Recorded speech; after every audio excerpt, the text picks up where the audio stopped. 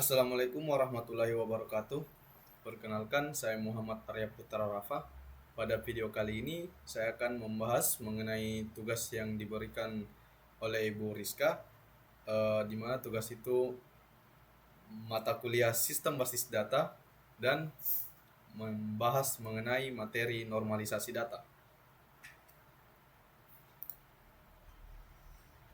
Nah, apa itu normalisasi data? Jadi normalisasi data itu adalah proses dalam desain basis data yang bertujuan untuk mengorganisasi data dalam tabel agar lebih efisien, terstruktur, dan bebas dari masalah duplikasi data atau redundansi serta anomali atau kesalahan yang bisa terjadi saat melakukan operasi seperti memasukkan, memperbarui, atau menghapus data. Nah, bagaimana cara menormalisasi data? Di sini pada materi saya itu ada 4 cara menormalisasi data. Yang pertama itu dilakukannya ada unnormalized form. Yang kedua itu ada first normal form. Yang ketiga itu ada second normal form. Dan yang keempat itu ada third normal form. Nah, di sini ada bentuk-bentuk normalisasi seperti yang sudah saya sebutkan tadi.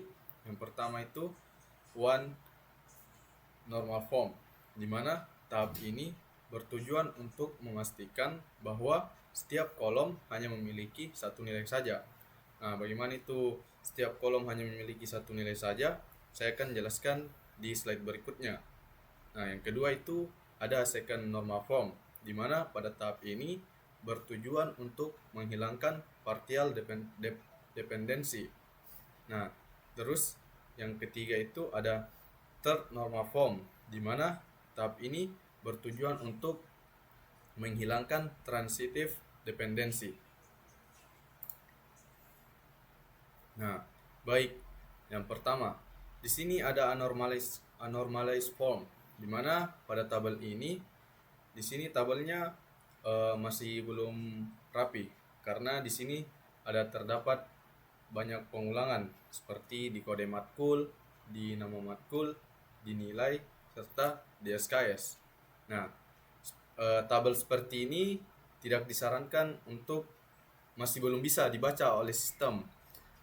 Jadi jika dimasukkan ke sistem bentuk tabel seperti ini, maka sistemnya akan error karena di sini ada banyak pengulangan di sini pada kode matkulnya, nama matkul, nilai serta SKS-nya. Nah, untuk sistem bisa baca, kita normalisasi. Nah, maka dari itu kita lanjut ke first normal form. Nah, di sini saya sudah membuat satu-satu seperti di sini datanya saya membuat setiap kolom. Jadi setiap satu kolom itu hanya ada satu data, tidak ada pengulangan. Nah, pada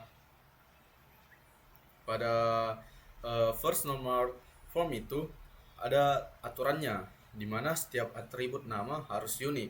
Nah, maksudnya di sini setiap atribut nama harus unik. Kita lihat di sini.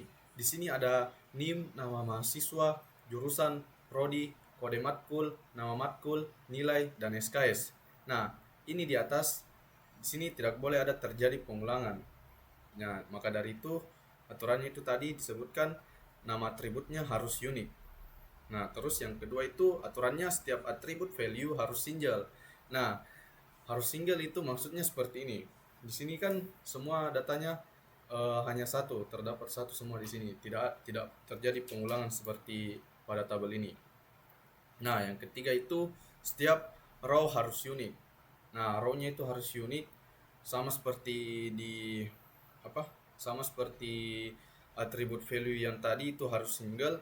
Nah, ini biar tidak terjadi perulangan setiap baris. Nah, terus yang terakhir itu ada aturan tidak boleh repeating group.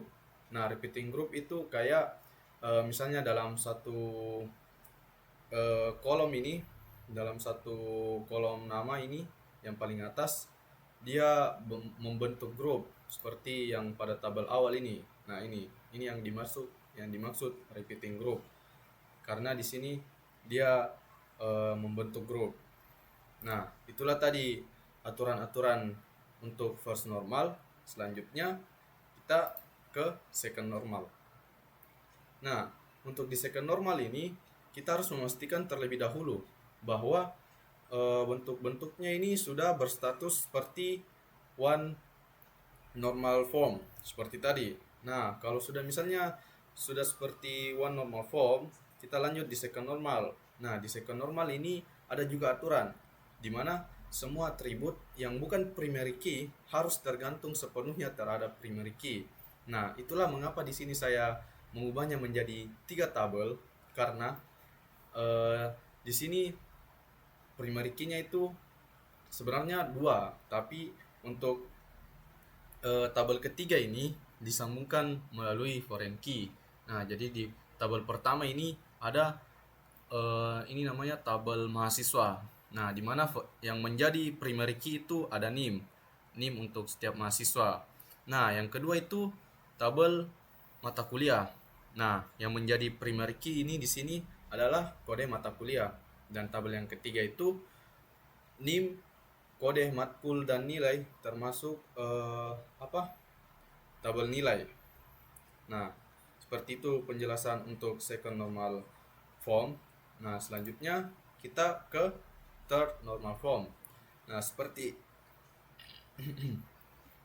seperti second normal form, di third normal form pun harus dipastikan terlebih dahulu bahwa sudah berstatus second normal form pada third normal form.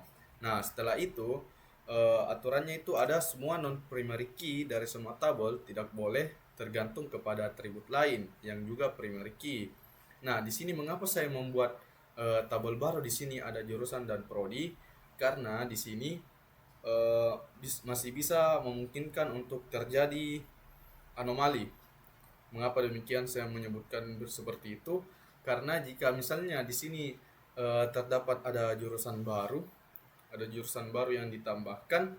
Nah, di sini jurusannya jurusan baru. Lalu pada isi jurusan itu apakah sudah ada mahasiswanya atau belum? Nah, tentu saja kan belum. Masih jurusannya yang baru.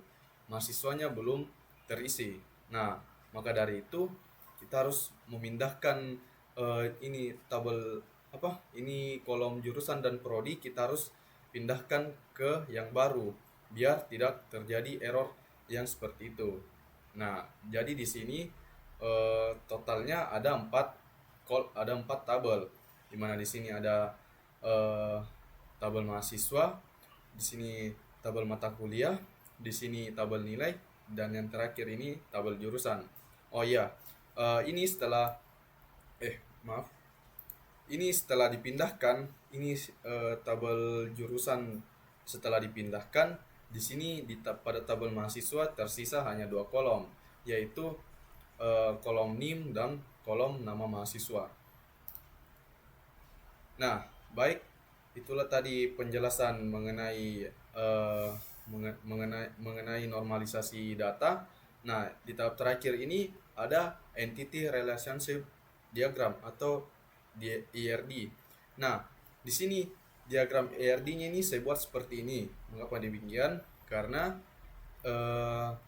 entitas mahasiswa terhubung dengan mata kuliah dan mata kuliah terhubung dengan nilai.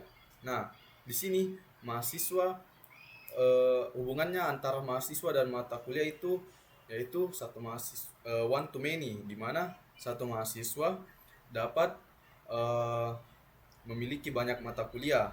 Nah, kemudian untuk mata kuliah dan nilai, entitasnya itu mata kuliah dan nilai itu entitasnya many to many, karena banyak mata kuliah bisa mempunyai banyak nilai juga. Nah, baik, itulah tadi itulah tadi materi dari saya. Apabila ada kekurangan atau ada hal yang belum dimengerti, mohon dimaafkan. warahmatullahi wabarakatuh.